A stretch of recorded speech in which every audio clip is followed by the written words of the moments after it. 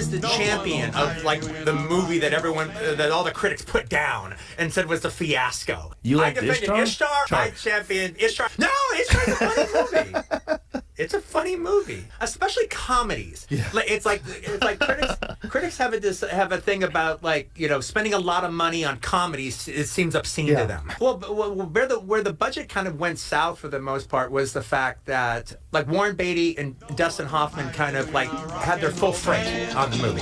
No one will hire you in a rock and roll band. No one will hire you in a rock and roll band. So Dustin Hoffman got his high big salary. Warren Beatty got his high big salary. And everything that goes with it. It would be like if when they did, during the time when they did Ishtar, Tom Hanks was famous, but he wasn't the superstar that he is now. Right. All right. So if that had starred Tom Hanks and Peter Scolari, like the two guys from Bosom Buddies. Yeah. Well, then that movie would have cost a lot less and would have been just as funny.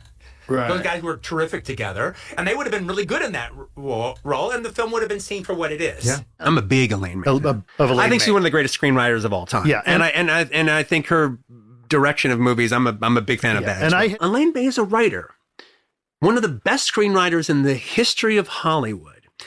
And she's a writer who does not put her name on her own projects that much. She would but she oftentimes, for a lot of money, would come in and do huge rewrites that she didn't take credit on. Yeah, they can pay well, and she did some of her most standout work that way. She was very protective about what she eventually put her name on. No one will hire you in a rock and roll band.